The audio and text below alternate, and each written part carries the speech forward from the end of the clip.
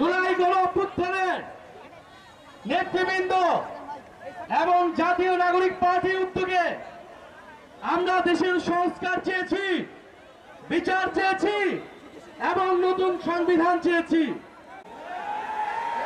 যারা পুরাতন বন্দোবস্তকে টিকিয়ে রাখতে চায়, যারা পুরাতন রাজনীতিকে টিকিয়ে রাখতে চায়, যারা চাঁদাবাজ এবং সন্ত্রাসকে টিকিয়ে রাখতে চায়, কিন্তু আমরা বলেছি গণ অভ্যুত্থানের পরে এত মানুষের জীবন দানের পরে তারা যদি মনে করে তারা আগের পুরাতন রাজনীতি করবে, তাহলে এটা এত সহজ হবে না।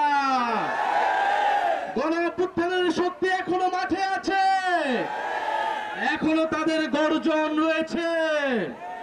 প্রিয় সংগ্রামী বন্ধুগণ, তারা ভেবেছিল 2-3টা আসন দেখিয়ে, ক্ষমতার ভাগ বাটোয়ারার লোভ দেখিয়ে তারা গণ অভ্যুত্থানের শক্তিকে কিনে নিবে। কিন্তু যারা বিপ্লবের শক্তি, যারা মৃত্যুর মুখ থেকে ফিরে এসেছে, তাদেরকে আমরা বলেছি 5ই আগস্ট দরজা আমরা খুলে দিয়েছিলাম। আসাদ আব্দুল্লাহ বলেছে আমরা এই অভ্যুত্থানের নেতৃবৃন্দ আপনাদের জন্য দরজা খুলে দিয়েছিলাম।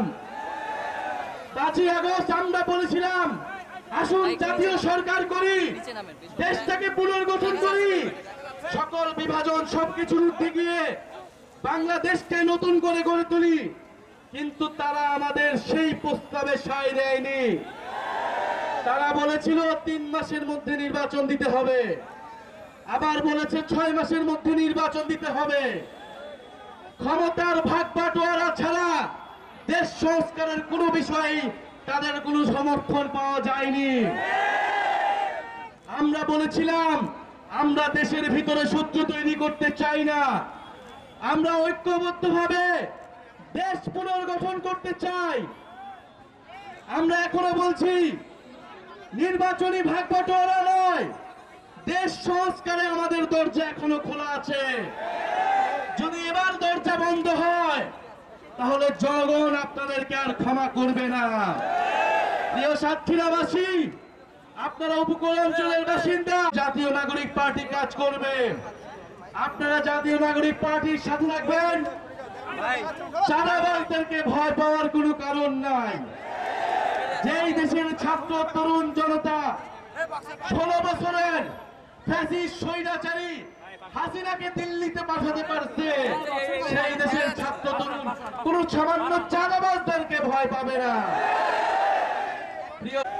আমি যারা আজকে এই জাতীয় নাগরিক পার্টি, বৈষম্য বিরোধী ছাত্র আন্দোলন, জাতীয় যুব শক্তি এবং জাতীয় শ্রমিক উইং এর যারা আজকের প্রোগ্রাম বাস্তবায়নে সহযোগিতা করেছেন, আমাদের বোনেরা যারা এসেছেন এই রোদে